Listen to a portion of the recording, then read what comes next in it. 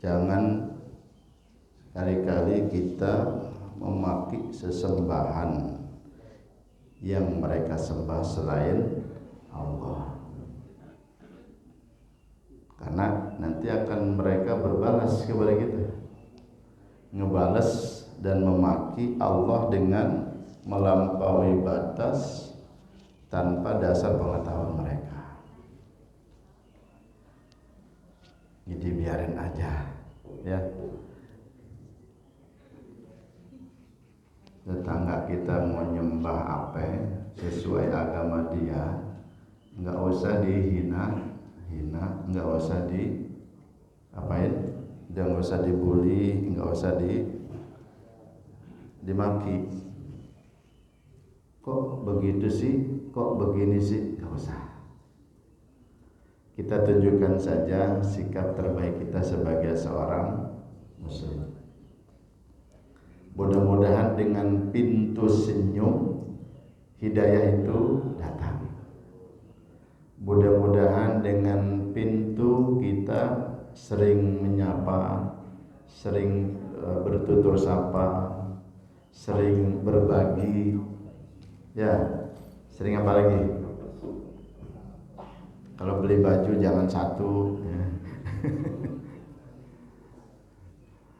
Dan lain sebagainya. Mungkin juga lewat pintu anaknya gitu. Kita sering berbagi. Kalau anak kita beli kaos, mungkin dia akrab, anak kita akrab, walaupun beda agama akrab. Belikanlah itu kaos bola. Jangan anak kita saja.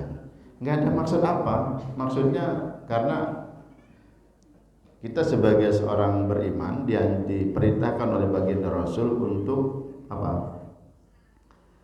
Menghormati tetangga, gitu aja. Untuk mencintai tetangga.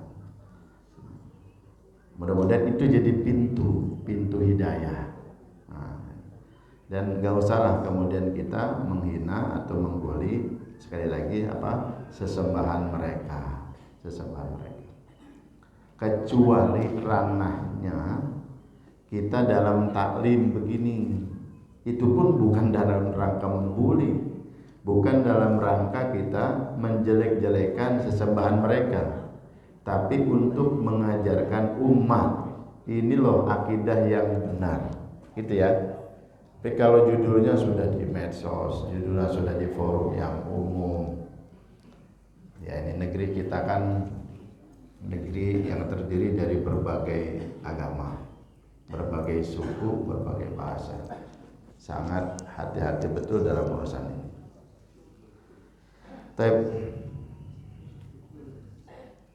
Bapak Ibu dirahmati Allah Subhanahu wa taala, kita masuk kepada Al-Jalil.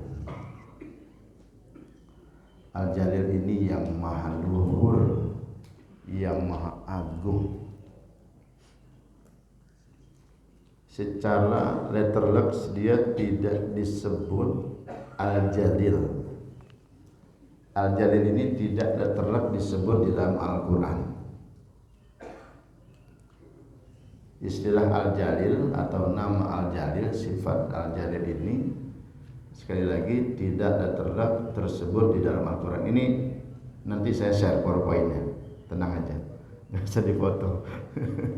Nanti saya share. Udah saya share ke Pak Jutri, tinggal di share.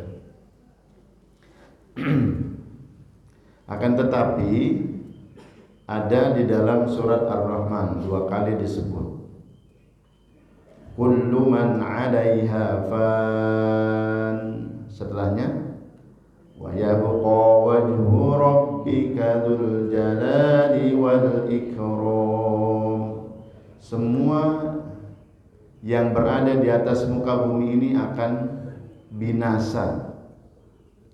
Wa yabqa wajhu rabbika dzul jalali wal ikram, dan tetap kekal, yaitu Allah yang mempunyai kebesaran dan kemuliaan. Dzul jalal, zi itu artinya memiliki. Zu karamah, memiliki kemuliaan. Zumalin, memiliki harta. Apalagi Zu al-Qarnain. Nah, itu dua kata loh.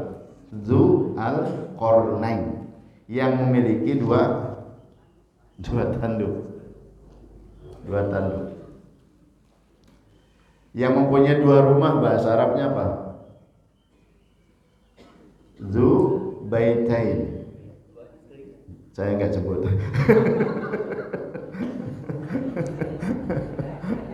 Sensitif soalnya. Iya, jadi zu itu artinya apa? Memiliki.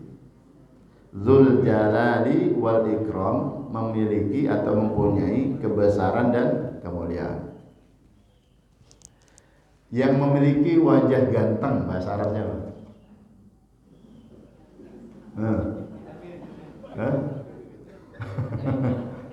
Ya jamil emang. Zu wajihin karim. Zu wajihin karim. Yang memiliki anak banyak atau yang memiliki satu anak. Zu ibnin wahidin. Gitu ya, udah paham ya. Zu, penggunaan zu. Kalau zi gimana? Tergantung kalimat sebelumnya.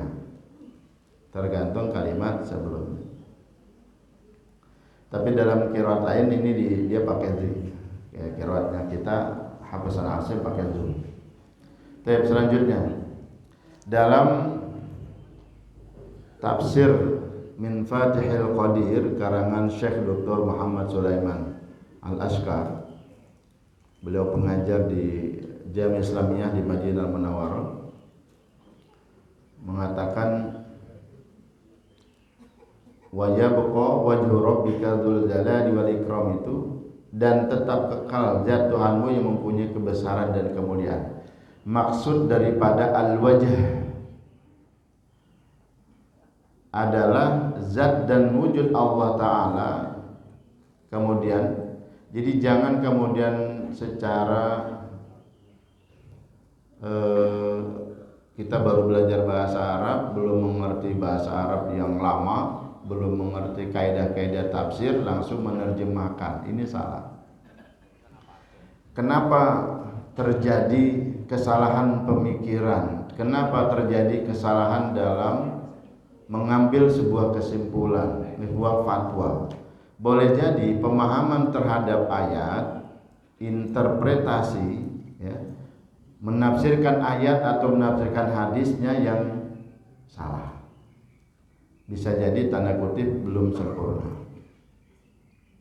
Ya, belum sempurna. Contoh, saya sering memberikan contoh yang berulang-ulang. Kalau kita menafsirkan ayat separuh-separuh, nanti akan berefek kepada salah juga kita bersikap. Fawailul lil musallin. Celakalah orang yang sholat. Kamu tahu nggak, orang sholat itu celaka? Nih ayatnya. Cakep. Ngajinya belum sempurna, nggak lengkap aja. Apalagi dalam kita memaknai al-wajah, jangan kemudian diserupakan dengan kita punya wajah. Ketika kemudian ada ayat mengatakan yadullah fawqa aydihim, tangan Allah di atas tangan-tangan mereka, itu jangan kemudian dibayangkan tangan Allah segede apa, terus di bawahnya ada tangan-tangan manusia. Salah itu akidah yang somplak, nggak bener. Yang dimaksud dengan yadullah itu adalah kekuasaan Allah, kekuasaan Allah. Jadi kemudian kalau ada wajah, kita membayangkan wajah Allah, jangan, nggak boleh. Yang dimaksud di sana adalah kekuasaan Allah atau wujudnya Allah. Al-Jalal artinya adalah kebesaran dan keagungan, sedangkan Al-Ikram berlepas diri dari segala yang tidak layak bagi Allah. Dan Allah memiliki sifat yang paling mulia.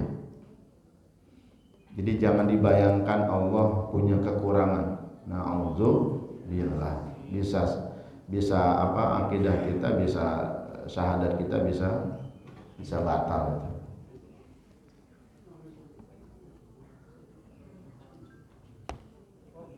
Ya, kita lanjut. Dalam tafsir Al-Wajiz karangan guru kita Allahyarham, sudah meninggal beliau, Syekh Profesor Dr. Wahbah Zuhaili. Saya ada ceritaan beliau ya. Mungkin saya ceritain ulang. Beliau ini pakar di bidang fikih, pakar di bidang tafsir. Tapi sampai akhir hayatnya nggak bisa ngetik. Tafsirnya tafsir Al-Munir kurang lebih 14 atau 16 juz dan 16 jilid. Saya ngebahas kitab itu lalu jadi judul tesis saya waktu S2. Dan beliau sudah 2 kali datang ke rumah, tidur di rumah. Alhamdulillah. Sempat saya merasa waktu di ujung-ujung pembuatan tesis saya sempat hampir nyerah. Hingga kemudian di awal-awal Ramadan beliau datang dalam mimpi saya, niup ubun-ubun, adem bener. Ya Allah, ini nggak boleh DO ini kuliah ini. Harus selesai. Alhamdulillah selesai.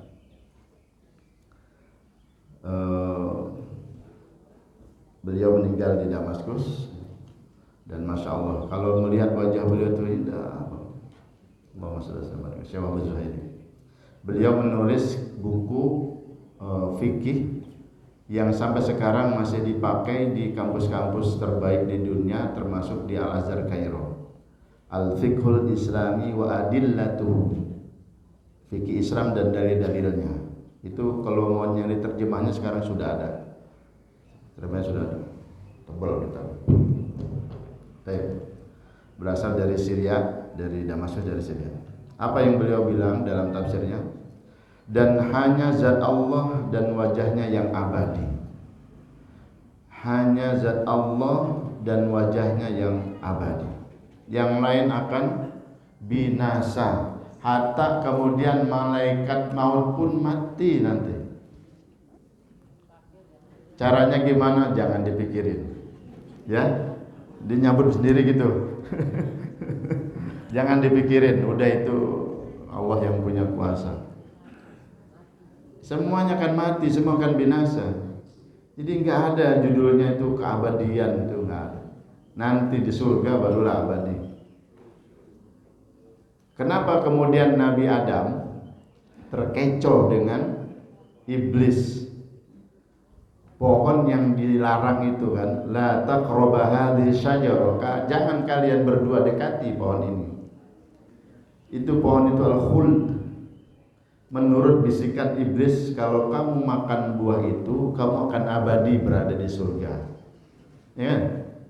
Sedang asik-asiknya berdua dengan Bunda Hawa, abadi di surga. Nikmatlah.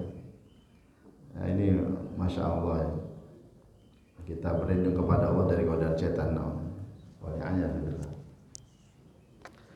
Kalau dalam cerita-cerita film-film apa itu, negeri Tiongkok ya, ada apa ya, air keabadian apa segala macam, yaitu kepercayaan mereka lah. Kalau kita orang beriman masih percaya juga dengan yang model begitu, kalau kamu minum air ini kamu awet muda 7 sumur tua mah tua aja, udahlah ya. Emang kenapa dengan tua masalah gitu? Hah? Ayah, ada masalah gak dengan ketua? Enggak masalah. Yang penting masih bisa ibadah, ya kan? Masih bisa kumpul sama saudara, sama teman, sama tetangga. Masih bisa ngaji di sini, apalagi, ya kan? Masih bisa jalan-jalan ke Lipo. Iya, masih bisa ngaji.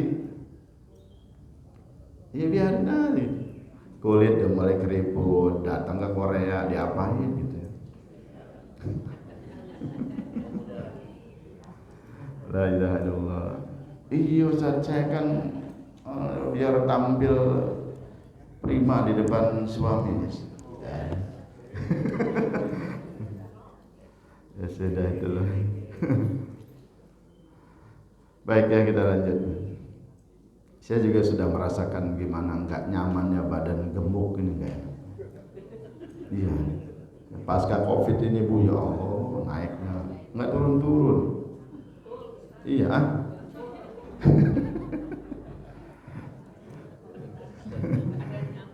Iya, Masya Allah. Kena Covid, dirawat 2 minggu. Habis itu dikasih obat, vitamin. Karena saya waktu kena Covid makan enak, penciuman juga nggak berubah, tapi pernapasan yang parah. Makanya diinapkan di RSPAD 2 minggu. Terus ambiar pokoknya, ambiar. Hah? Makan enak. Habis itu makan enak terus. Alhamdulillah, dari 72 sekarang 87. Astagfirullah. Doain Bu ya, biar stabil lagi. Nggak enak ya Allah, bangun dari sujud itu kayaknya ngangkat berat banget gitu ya. Barangkali kalau yang sudah terbiasa badan besar nggak apa-apa, kalau saya nggak terbiasa. Oke, kita lanjut ya. Dialah Allah yang memiliki keutamaan dan nikmat yang dilimpahkan untuk hamba-hambanya yang beriman. Maka mana nikmat Tuhan yang telah disebutkan sebelumnya itu yang kalian dustakan wahai jin dan manusia. Ini mah dalam surat Ar-Rahman. Fabi ayyi ala'i rabbikuma tukadziban. Jadi kan jin dan manusia ini berdua terus tuh disebut. Fabi ayyi ala'i rabbikuma. Ya, kuma itu kan kamu berdua. Kamu berdua, bukan kamu suami istri, tapi kamu dari kelompok jin dan manusia. Jadi jangan kemudian apa? Jadi dunia ini emang ada kelompok itu. Tapi jangan terlalu merasa gimana sama mereka, ya kan? Mereka sudah lebih awal menghuni bumi ini dan hidup di surga juga mereka lebih awal. Jadi nggak usah gimana gitu ya. Udah nafsi-nafsi aja. Di sini juga boleh jadi ada jamaah jin di sini. Saya nggak tahu ya. Assalamualaikum. Assalamualaikum. Jamaah gaib kita nggak tahu juga kan. Saya juga nggak bisa ngelihat. Tapi jin, ada kelompok jin dari yang beriman kepada Allah banyak. Bagaimana ketika Rasulullah pulang dari Taif? Di Taif beliau tidak diterima, malah dilempar, malah disambit, bukan disambut malah disambit. Allah bikin hati Rasul ini bahagia, gembira dengan apa? Dalam perjalanan pulang menuju ke Makkah Al-Mukarramah, Allah hadirkan sekelompok jin yang kemudian ingin mendengarkan bacaan Al-Quran. Mereka berislam, bersyahadat di situ. Jadi orang Taif enggak syahadat, ternyata jin yang ikut syahadat. Ya, di suatu lembah perjalanan dari Taif ke Mekah. Itu tuh cara Allah bikin Rasul gembira, bikin Rasul bahagia itu. Masya Allah, nggak bisa diprediksi. Kira-kira sikap atau sifat atau perlakuan Allah kepada baginda Rasul berlaku enggak buat kita orang beriman, umatnya beliau? Berlaku. Allah tuh sering ya, kita mungkin sedih di suatu tempat gitu, sedih di suatu tempat tidak dihargai, tidak diapa segala macam. Oh, mungkin kita belum berada di tempat yang tepat, belum berada di tempat yang tepat. Ketika di titik koordinat yang tepat, disitulah kebahagiaan Allah kasih.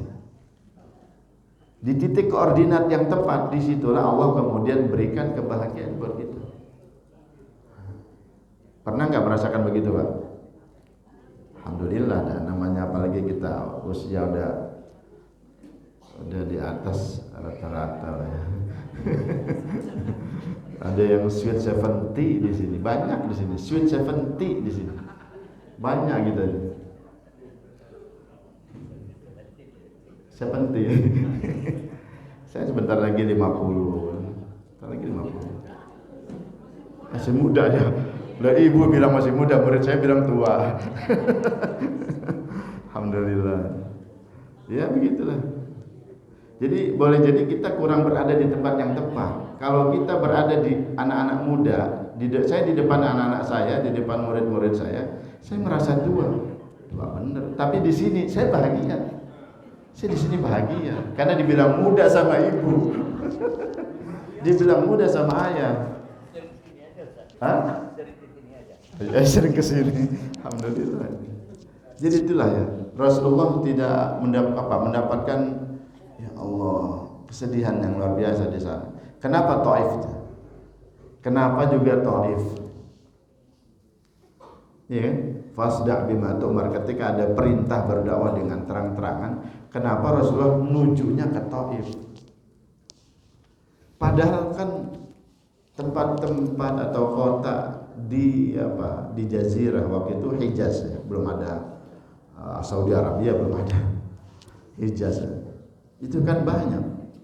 Tapi kenapa yang beliau tuju pertama itu ketika ada perintah dakwah terang-terangan ke Taif? Kenapa Pak?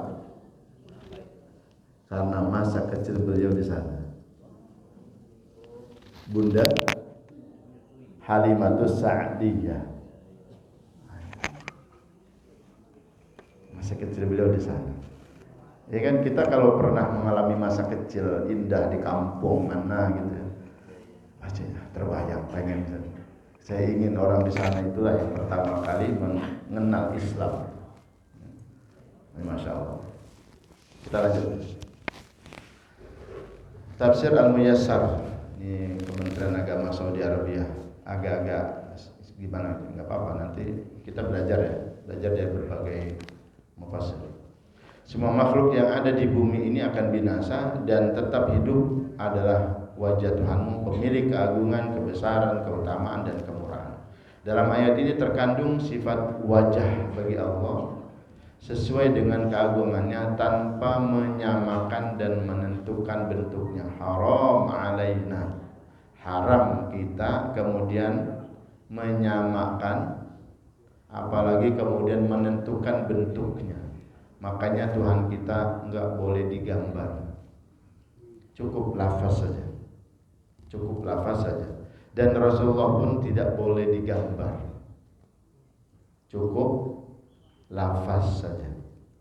Biasanya kalaupun ada animasi, cahaya begitu saja, ya, cahaya terang, tidak ada kemudian, atau cahaya terang ada tulisan Muhammad Sallallahu Alaihi Wasallam.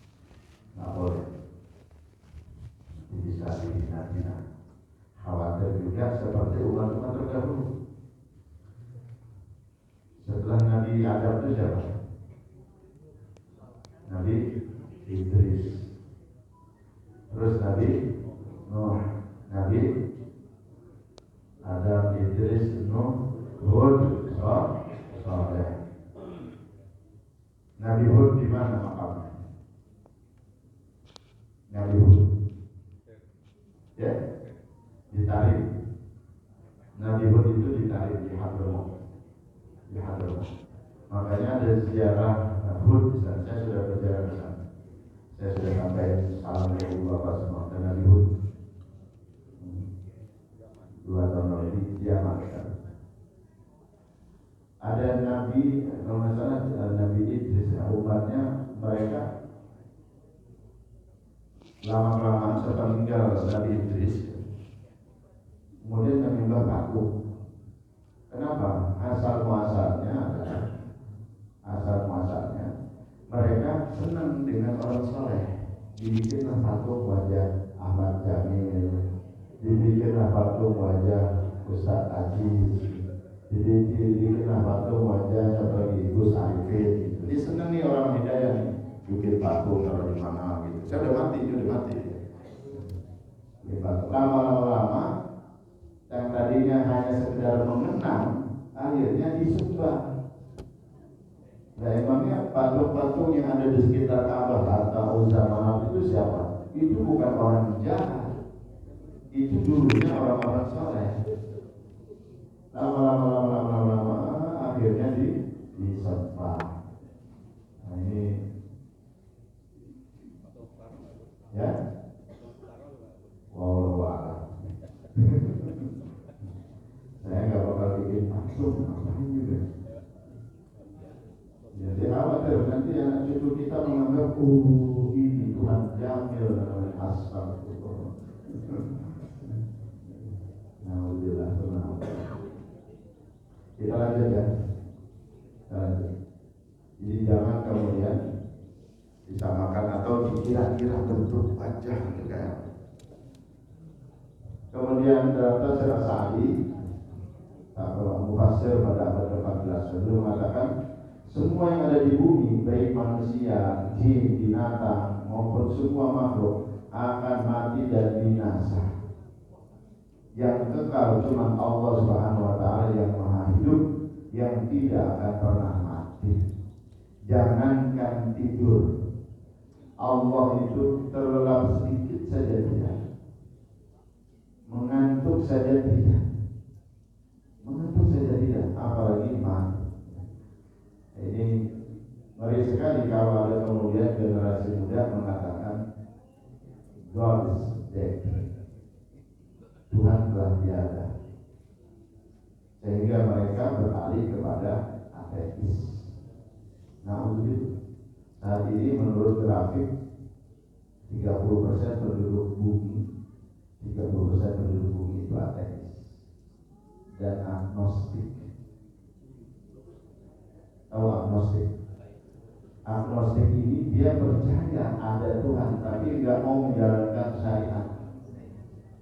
Yang sono nggak mau ke gereja, yang sini nggak mau ke masjid, nggak mau sholat, nggak mau puasa, nggak mau.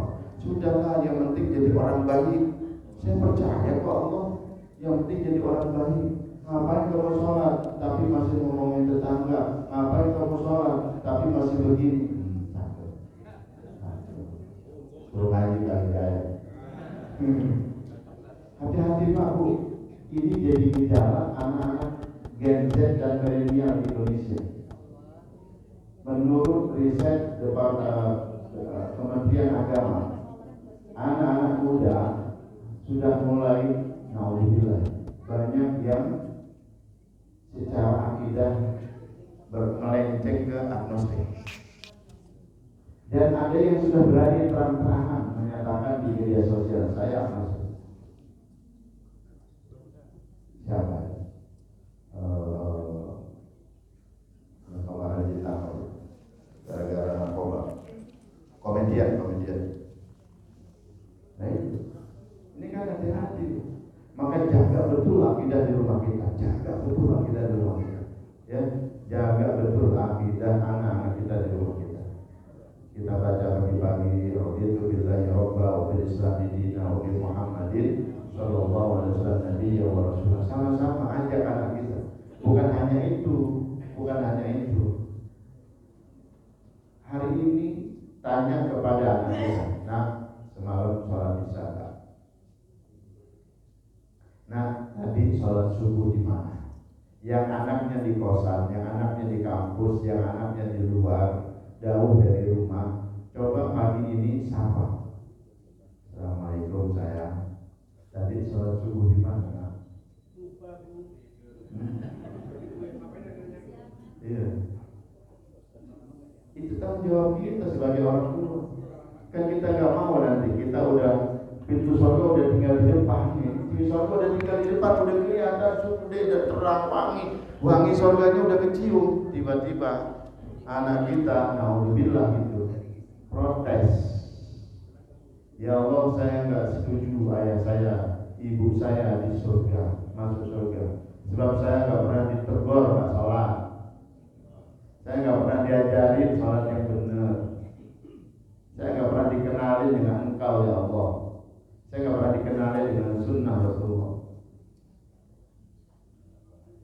Ini saya ada bapaknya, jadi saya ada ibunya ke neraka.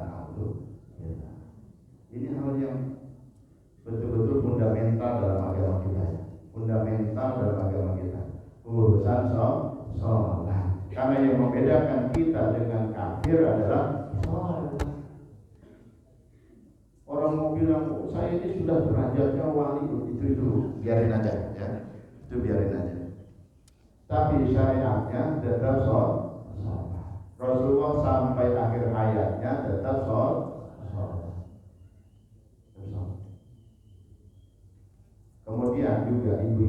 kalau berangkat kemana, safar kemana, pergi kemana, jangan lupa di tas bawa mukena, khusus punya ibu.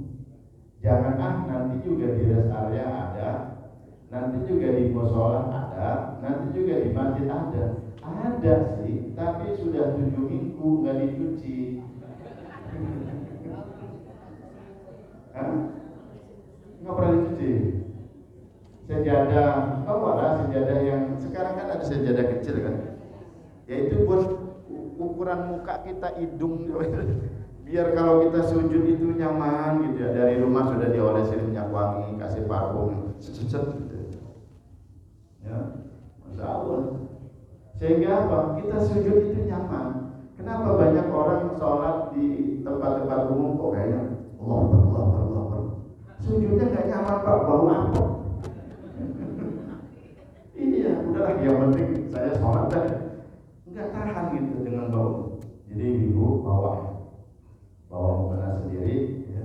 Telepon,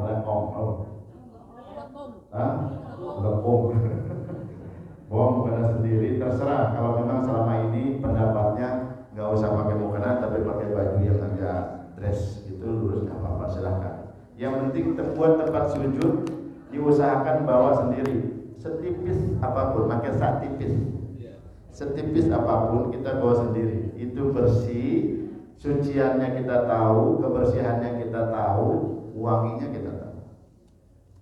Ya, buat bapak-bapak juga demikian. Bapak-bapak demikian. Bawa sarung, paling praktis dah bawa sarung. Kalau nggak bawa celana ganti, bawa sarung. Punya sarung Pak di rumah? Hah?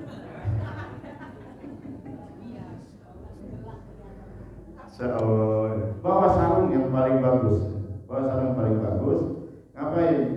Agar kita terjaga dari niat saja, niat kita, kemudian perlakuan kita terhadap sholat itu sudah dilihat sama Allah. Kesungguhan kita untuk sholat sudah dilihat. Sholat sekitar sholat, sudah penting bariah nanti bebas dari tanggung jawab, sudahlah. Yang penting sholat, ya akhirnya ya yang penting masuk sholat mau dibawa di mana gitu. Yang penting enggak, kita harus serius untuk urusan ini. Anak kita mau kemana, mau sholat Jumat, apalagi yang masih SD, dandanin tuh, siapin baju terbaik ketika mau sholat Jumat. Suami kerja tapi hari Jumat, siapin ayah nanti sholat Jumat pakai ini ya. Kalaupun tidak, sudah pakai baju terbaik yang dipakai kerja. Sekali lagi, kalau kita safar di urusan ini, orang kadang agak menyepelekan urusan safar. Sekali lagi bawa sarung. Kita apalagi udah usia gini kita ya, sering ke toilet, ya kan? Kebel. Apakah kita yakin bahwa air itu nggak nyiprat ke kita punya celana? Yakin? Belum tahu gini. Dan inilah yang menyebabkan banyak orang yang kemudian di alam kuburnya disiksa. Sebab apa? Sebab nggak perhatian dengan urusan yang dianggap sepele. Air seni yang kemudian nyiprat. Apalagi bapak-bapak ya, kita punya urin apa itu? Tempat pembuangan urin kan banyak yang berdiri. Ini peran itu walaupun sudah ada apanya, ada penghalang, kita kan nggak ngelihat ya sekecil apa kecipratan itu. Maka biar kita yakin ya sudah, make sure bahwa kita mau sholat pakai sarung. Praktis. Bismillah. Mari kita pakai sarung. Hidup sarung.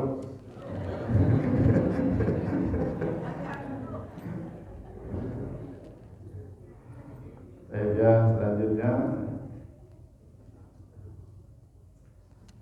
yang kedua, tabarakas murabbika dzil jalali wal ikram. Kalau tadi itu, ini kenapa di wa yaqawwaju rabbika zu, karena dia tidak didahului ya di depannya. Tabarakas murabbika dzil jalali, di depannya ada ismu, maka rabbikanya jadi majrur, ziknya juga jadi majrur. Kalau sebelumnya wajhu rabbika, dia tetap. Tapi ada qiraat yang mengatakan dri juga. Kita lihat. Maha agung nama Tuhanmu yang mempunyai kebesaran dan karunia. Dalam tafsir biasa dikatakan sungguh banyak keberkahan nama Tuhanmu dan berlimpah kebaikannya, pemilik keagungan yang mencengangkan, kemuliaan sempurna dan pemuliaan kepada para kekasih. Dalam tafsir Al-Mukhtasar karya Dr. Saleh bin Abdullah bin Humaid, Imam Masjidil Haram, mengatakan Maha agung dan begitu banyak kebaikan nama Rabbmu yang mempunyai keagungan dan kebaikan serta karunia atas hamba-hambanya. Dalam tafsir Al-Wajiz, Dr. Wahab Zaidi, tafsirnya juga yang beda. Ini tafsir Wajiz ini cuma satu jilid dan dibagi sama beliau, ditandatangani juga. Kalau tadi yang 16 jilid itu Al-Munir, beliau banyak menulis tafsir. Maha agung dan maha suci nama Allah, yaitu zatnya yang memiliki keagungan dan kenikmatan untuk hamba-hambanya. Dalam tafsir As-Sa'di, ini kitabnya tafsir As-Sa'di, kita ulang ke atas dulu ya. Tafsir As-Saghir karya Faiz bin Suyyaf As-Sarih, kemudian dimurjah oleh Syekh Profesor Dr. Abdullah bin Abdul Aziz Al-Awaji, Profesor Tafsir Universitas Madinah. Saya pernah dan bersahabat dengan dekan Fakultas Tafsir dan Ilmu Qiraat di Madinah. Memang sekali lagi literatur ini sangat kurang ya kalau pas di bidang qiraat. Indonesia sebenarnya yang harus mengembangkan. Sekarang ini alhamdulillah generasi muda alumni pesantren banyak yang kemudian mengembangkan turos. Jadi kitab-kitab lama kemudian dikaji ulang, bahkan kemudian diterjemahkan ulang, lalu yang makhtutot, yang tulisan asli, manuskrip asli itu banyak yang kemudian juga dicetak ulang. Karena kita jangan sampai kehilangan jejak. Banyak sekali lagi kitab-kitab ulama kita yang dibawa oleh Belanda. Masih syukur dibawa Belanda, jadi masih ada sisa, ya, masih terawat. Sebab di sana pun kitab itu tidak ditumpuk di gudang, tapi ditaruh di perpustakaan yang sekali lagi saya pernah ceritakan, tingkat cahayanya diatur, kemudian tingkat kelembapannya pun diatur.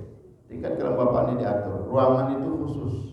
Tidak sembarang orang masuk ke situ, kita harus buka sendal, buka sepatu. Namanya di perpustakaan di kampus di Universitas Leiden di Belanda. Kesana yuk, mau? Besok ya?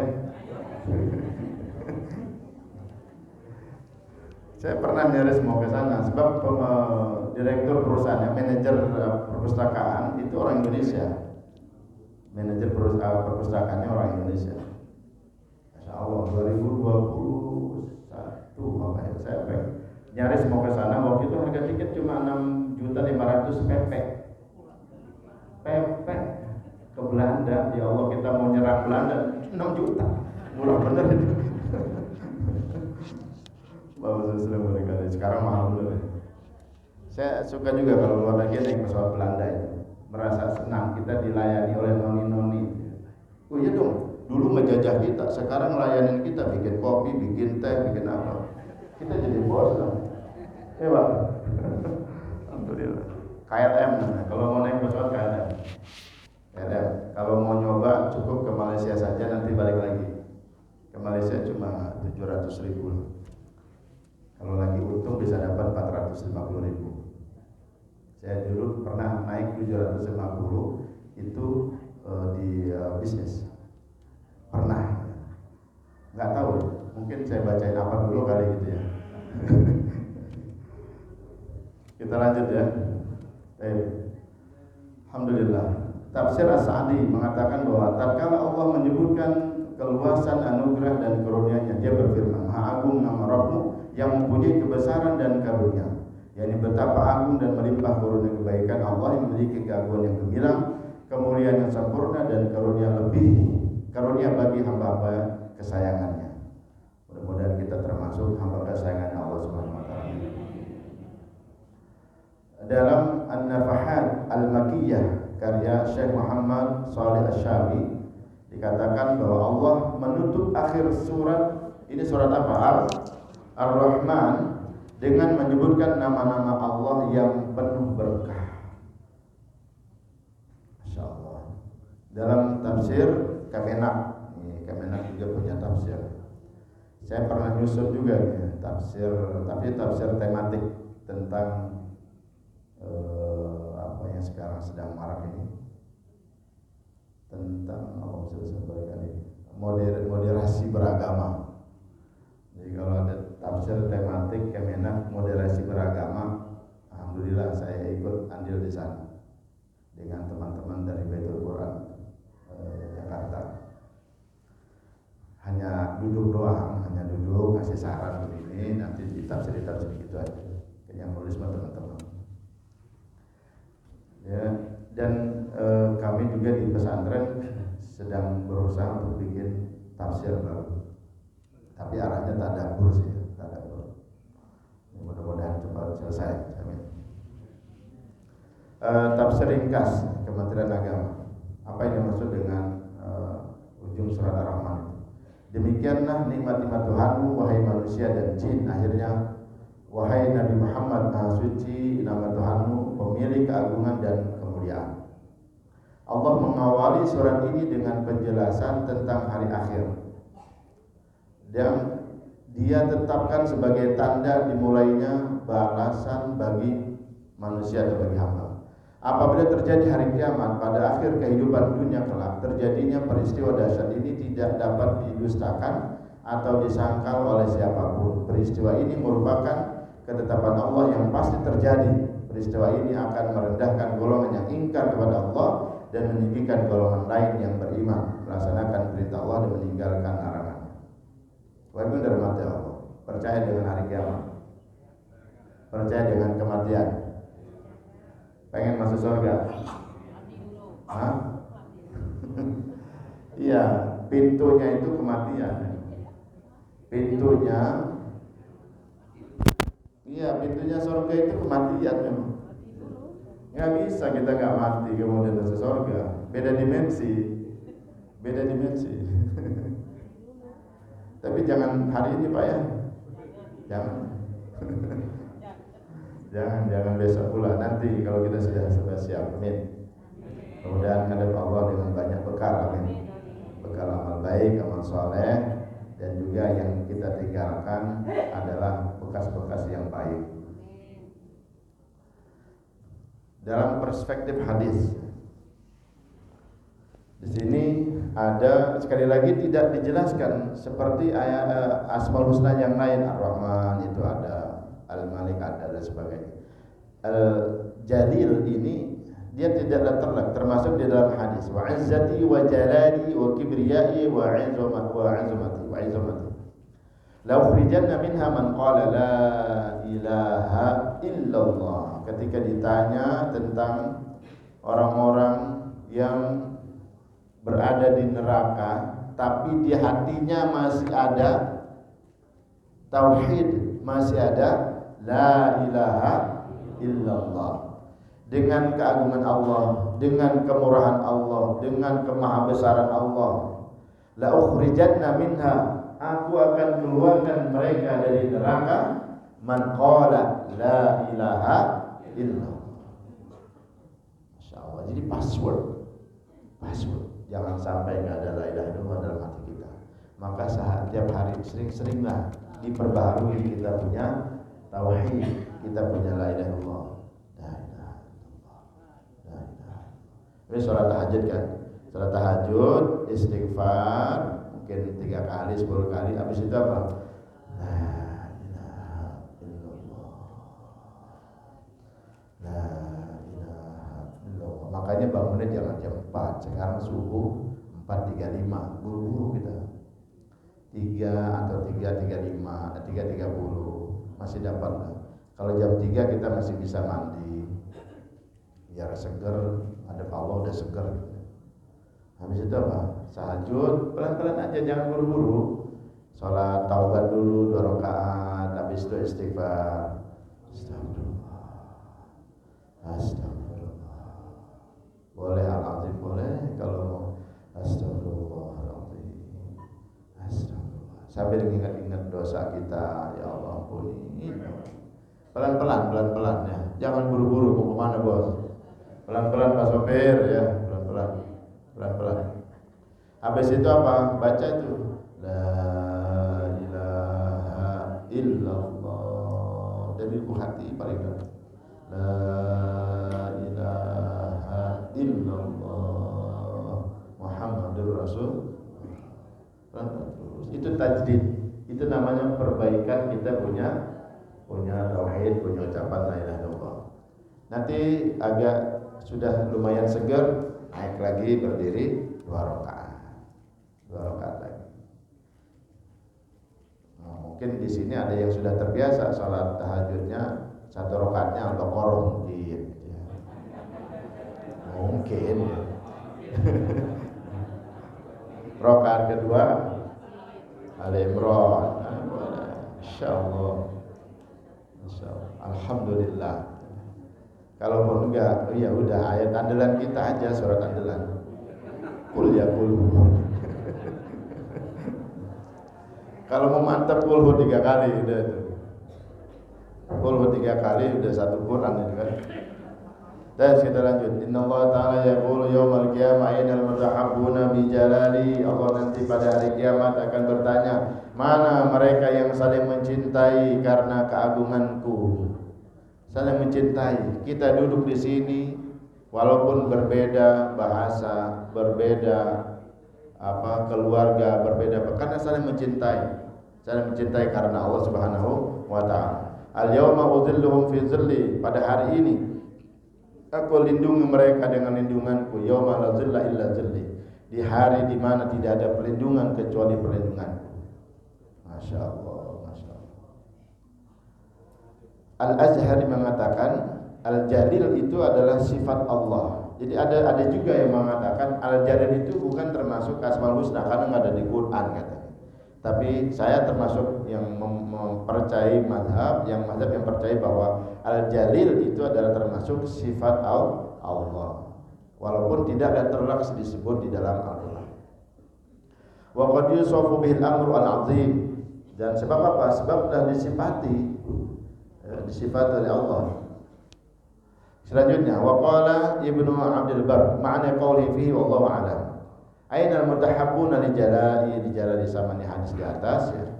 Jadi secara letterak sekali lagi tidak ada. Tapi jalal itu ismul fa'ilnya al-jalil. Al-jalil. Beda. Kalau dengan al-jalalah itu kekuasaan, tapi al-jalal Zu Jalal yang mempunyai keagungan, yang mempunyai keluhuran. Al-Jalil maha memiliki keagungan, kemuliaan, kekayaan dan keutuhan. Al-Jalil dialah Allah yang maha besar, terhindar dari apa yang tidak layak baginya. Al-Jalil dialah Allah yang membuka tabir hati dengan sifat keagungannya. Dia Allah maha mengetahui isi hati kita sebagai seorang mukmin dengan sifat-sifat keagungannya dan menyingkapkan rahasia-rahasia sebagian sifat-sifat keindahannya. Dan segala apa yang ada di dunia, kemuliaan, kesempurnaan, keindahan, kemegahan, itu adalah salah satu cahaya dari hakikatnya Allah Al-Jalil. Hanya sebagian saja, hanya the part of, hanya sebagian kecil saja dari hakikat Al-Jalilnya Allah Subhanahu wa ta'ala. Dan pengaruh dari sifat-sifatnya, dari kalimatnya yang mulia serta keagungan takdirnya. Masya Allah. Sebagian ulama berkata Al-Jalil artinya dialah Allah yang berhak atas perintah dan larangan. Dialah sendiri yang berhak memerintah dan juga melarang. Dialah Allah yang membuat peraturan. Siapa yang mau hidup bebas dari peraturan? Enggak ada. Di mana coba? Kalau ada masuk ke dalam sebuah, kita masuk ke dalam sebuah geng, misalnya geng motor atau apa, udahlah di sini mah nggak ada peraturan, tetap ada peraturan. Peraturannya mungkin tidak apa, ya ada pasti ada. Gitu. Nggak ada peraturan. Di surga ada peraturan nggak? Ada peraturan, ada peraturan. Tapi bukan disuruh ibadah ya. Di surga itu kita udah bebas. Ya. Bebas lah. Cuma satu yang masih boleh, baca Quran. Ya. Jadi Quran ini teman kita sampai surga. Nanti sama Allah disuruh baca. Kalau kita baca, kemudian lancar, naik derajat surga kita, baca, naik derajat surga kita, akhir daripada apa yang kita baca, itulah derajat surga kita yang paling tinggi. Makanya sering-sering ngaji. Iqra wartaqi, iqra wartaqi, iqra wartaqi, iqra wartaqi, kata Allah. Baca, naik lagi, baca, naik lagi, baca, naik lagi, baca, naik lagi. Allahumma shalli wa sallim wa barik. Allahumma ja'alna minhum. Allahumma ja'alna minhum. Allahumma ja'alna minhum ya Allah. Mudah-mudahan kita termasuk dari kelompok mereka. Amin ya rabbal alamin. Ustaz, saya nggak bisa ngafal, udah ngaji aja Bu. Baca aja, baca. Ya, pagi 2 halaman, sore maghrib 2 halaman. Kalau memang bagus setengah juz pagi, setengah juz maghrib. Maghrib bisa ngapain Bu? Apalagi ibu yang mungkin maaf yang sudah tidak bersuami, nanti cuma tinggal di rumah anak ya, cucu pun sudah besar-besar. Ngapain coba?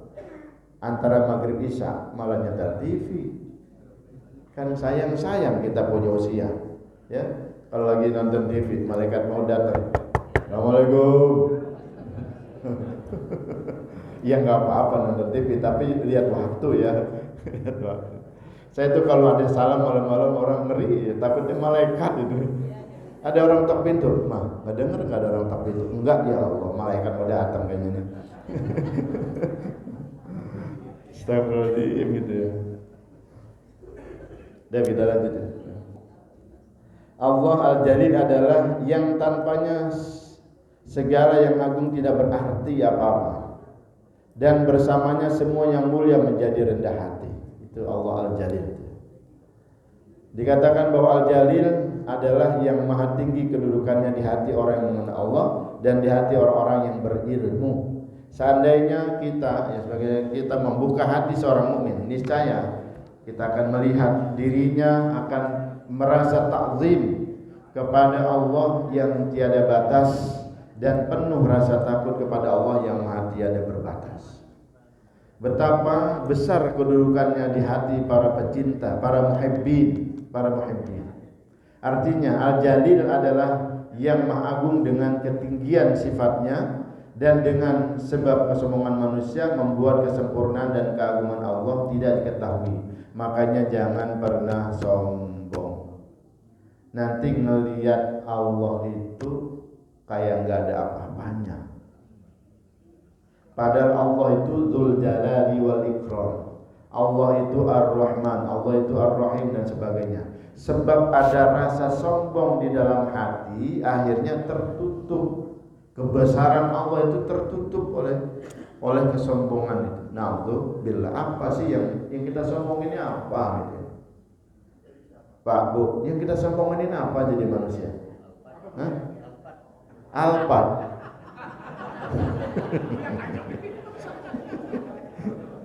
Atau cek 5 bacak.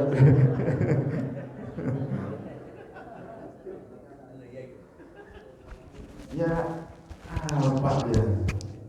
Nongkrong dia itu di apa? Di garasi ya.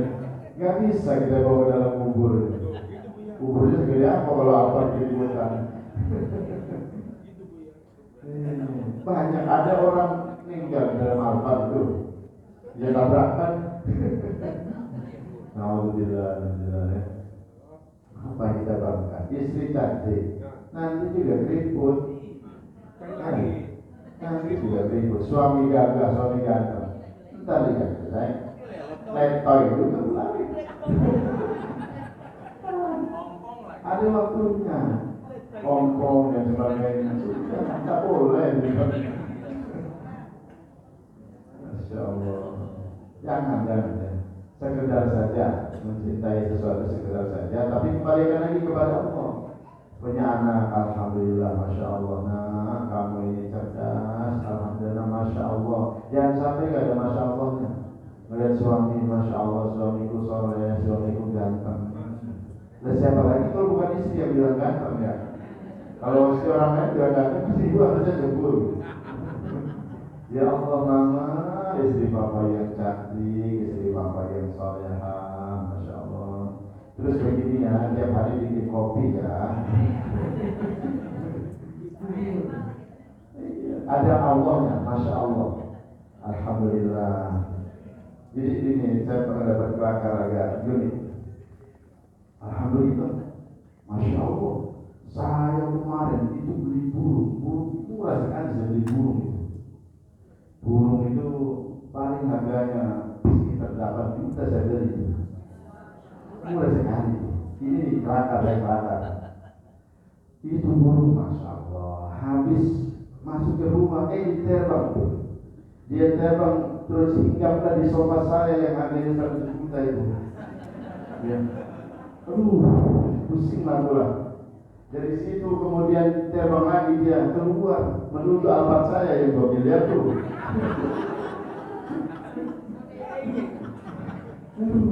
Dari situ kemudian naik lagi dia ke atas ini ke lantai 4 dari rumah saya yang harganya 20 miliar. Gak sombong dia. Dia cuma cerita burung. Tak layak lah kita ya, gak pantas.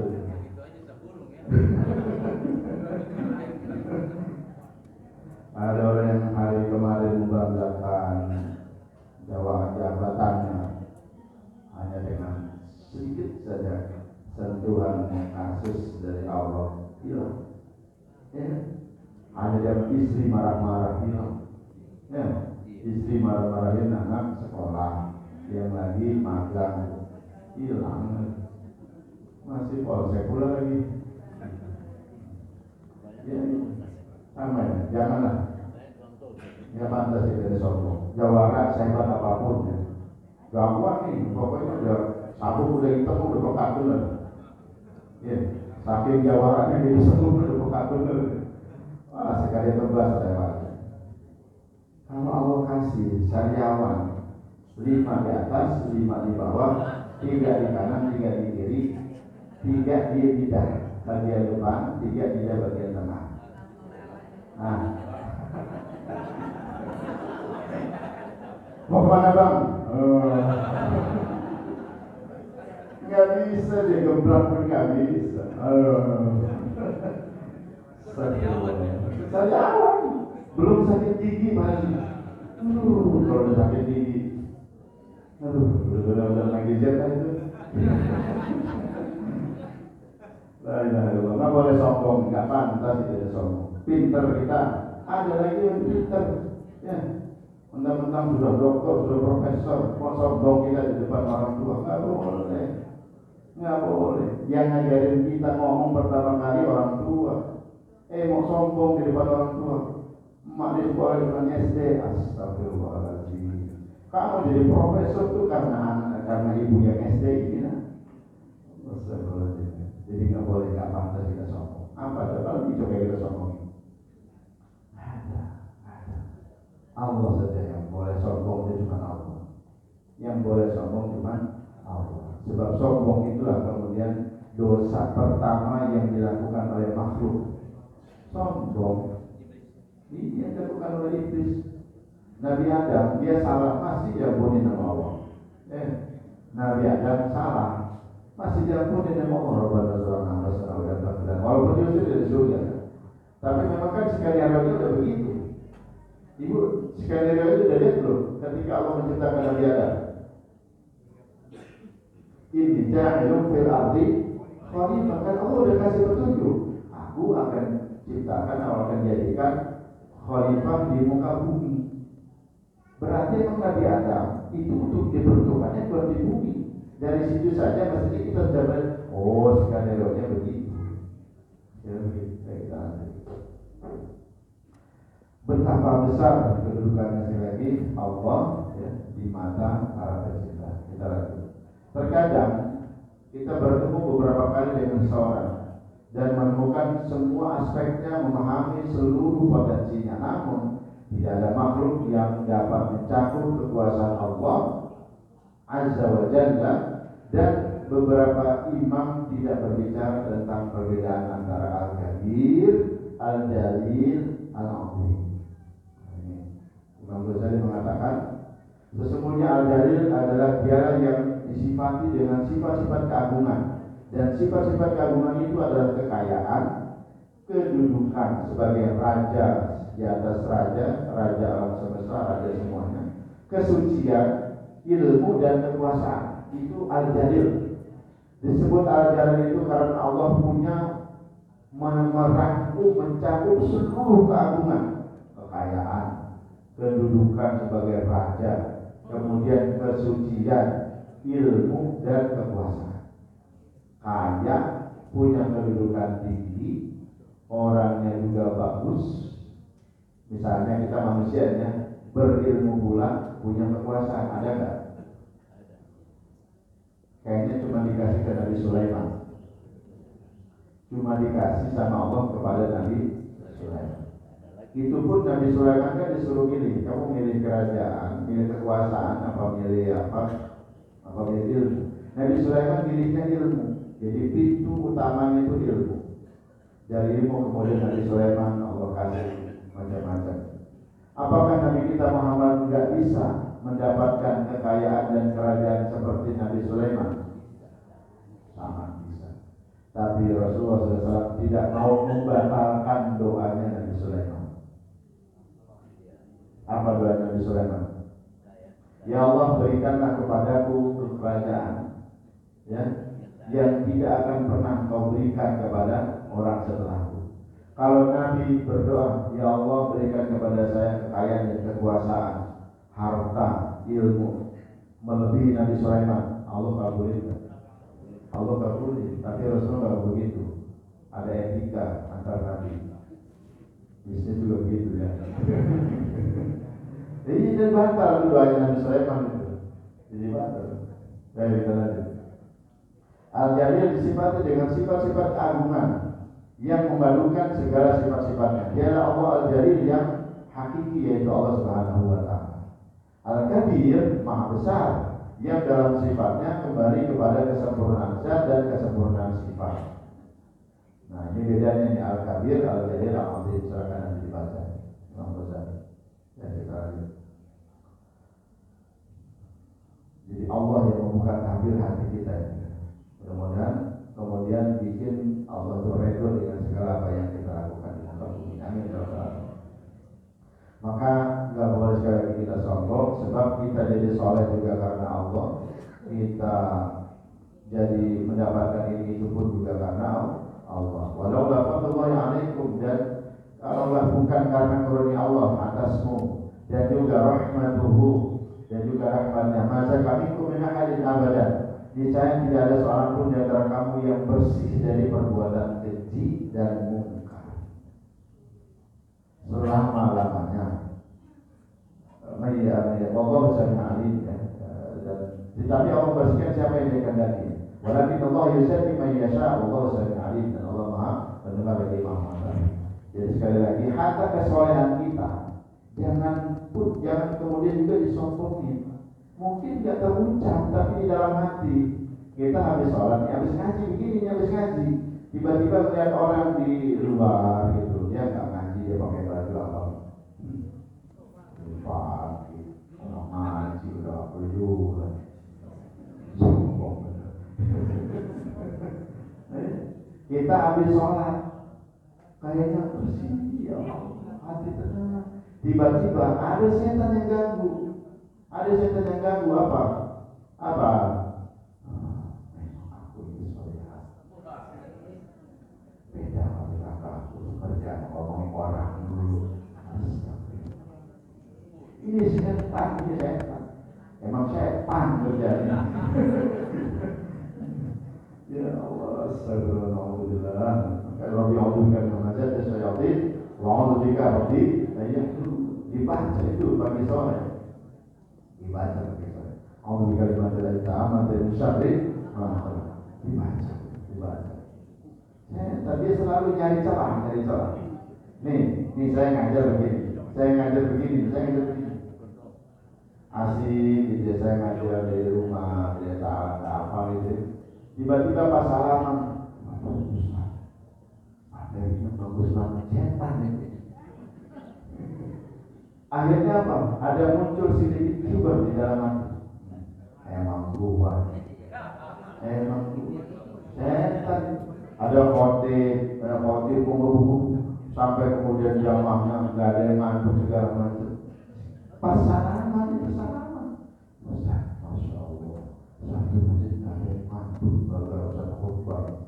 Muncul kibar di sini. Emang bukan. Nah untuk itu setan. Jadi jangan dikira dia masuk dengan celah yang kelihatan, nggak nampak. Jadi makanya ketika kita dipuji sama orang, Masya Allah Bu, ini habis beli mobil baru ya. Hada min fadli Rabbi, alhamdulillah min fadli Rabbi. Ini dari apa? Dari Allah dan juga berkat rahmat Allah. Hebatnya para founding father kita di dalam pembukaan Undang-Undang 45 kalimat gimana? Dengan berkat rahmat Allah yang maha kuasa dan dengan didorongkan oleh keinginan luhur.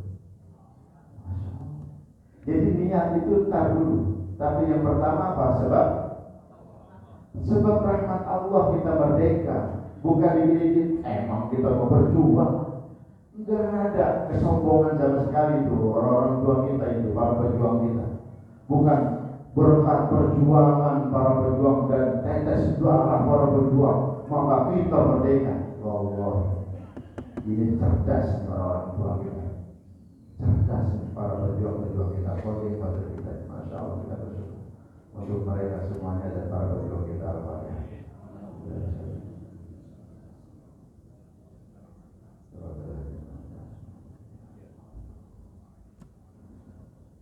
Bagaimana kemudian sikap kita ketika kita sudah mengenal Allah yang Maha Segalanya? Ya, ketika Allah berseru kepada kita, datang. Ketika Allah menyuruh kita, datang segera.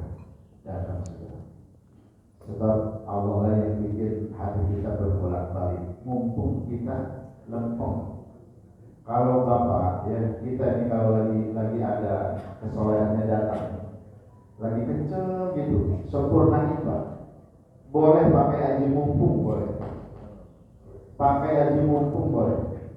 Mumpung kita bangun malam, mumpung kita rasanya sama Allah, mumpung hati ini terasa luas, nggak bisa digambarkan dengan apa gitu. Ya.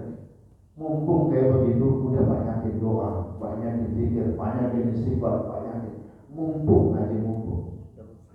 Teruskan. Karena rasa itu tidak datang setiap waktu. Rasa itu tidak datang setiap waktu. Ya itu Masya Allah. Karena memang hati kita kan terbolak-balik ya. Makanya kita sering berdoa, Allahumma ya muqallibal qulub tsabbit qalbi 'ala dinik. Boleh juga dengan doa. Bapak kata Rasulullah, sesungguhnya manusia itu berada di antara dua jari kekuasaan Allah. Dia membolak-balikannya. Sekali lagi jangan digambarin jarinya. Jangan digambarin jari, tapi kekuasaan. Manusia itu ya hatinya tergantung kekuasaan Allah. Allah bilang aja jadi A, B. Kemudian Rasulullah, apakah kita harus banyak itu serta ubihad doa? Wahai Rasulullah, sesungguhnya engkau sering sekali mengucapkan doa itu. Maka beliau menjawab, Inna qalbil adami, sesungguhnya kalbu atau hati anak Adam itu baina isba'in asabi'illah, di antara dua dari jari kekuasaan Allah. Fa idza syaa azabahu wa idza syaa aqamahu. Jika Allah berkehendak, ya, dia akan disesatkan, dan jika Allah berkehendak maka dia akan bikin lurus. Maka kita berdoa, Rabbana la tuzigh qulubana ba'da idh hadaitana wa hab lana min ladunka rahmah innaka antal wahhab. Bagaimana bagaimana juga kita mengaplikasikan nilai dan sifat al-jalil Allah dalam kehidupan kita. Yang pertama harus bersikap iffah, menjaga atau menahan diri dari berbuat maksiat yang diharapkan Allah. Iffah juga bisa berarti kita orang tidak mampu tapi masih bisa berusaha, kita tidak minta-minta, menjaga kehormatan diri. Yang kedua, iffah. Nggak usah minta-minta. Izzah merupakan juga refleksi sebuah harga diri yang mulia dan agung. Izzah ini harus ada dan tumbuh dalam hati setiap kita seorang beriman, sehingga kemudian menjadi penghias setiap relung jiwa kita. Izzah itu adalah kemuliaan, kehormatan dan kekuatan kita sebagai seorang yang beriman. Ya, kita jaga itu. Izzahnya agama kita jaga, izzahnya diri kita juga kita jaga. Iffah itu menahan, tahan untuk tidak berbuat maksiat, tahan untuk tidak ngomong kasar. Apa bahasa anak sekarang? Toksik. Tahan betul untuk tidak marah dan sebagainya. Ya, ada karena kita tahu Allah al-Jalil. Demikian ada manfaatnya. Rabbana la tuzigh qulubana ba'da idh hadaytana wa hab lana min ladunka rahmatan innaka antal wahhab. Allahumma ya muqallibal qulub tsabbit qulubana 'ala dinika wa ta'atik. Ya Rasul al-Asir wa Rasul al-Asir wa ya man la yahtaju li bayan tafsir hajatuna yakfi hajatuna. Kita doakan untuk Ibu Hasnah Mansur binti Mansur Rahim yang wafat tanggal 7 Agustus 2023 usia 87 tahun. Semoga Allah mengampuni dosa-dosanya, Allah terima seluruh amal baiknya, Allah terangi kuburnya, diluaskan kuburnya, diberikan tempat terbaik di sisi Allah Subhanahu wa taala dan dimasukkan ke dalam surga Allah Subhanahu wa taala. Al-Fatihah.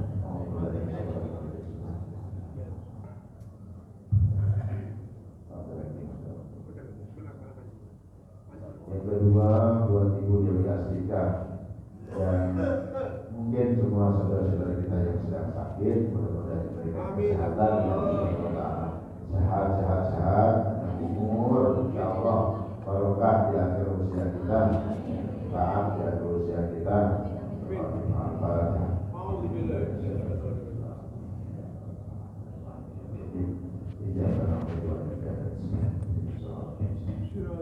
Surah Al-Ladin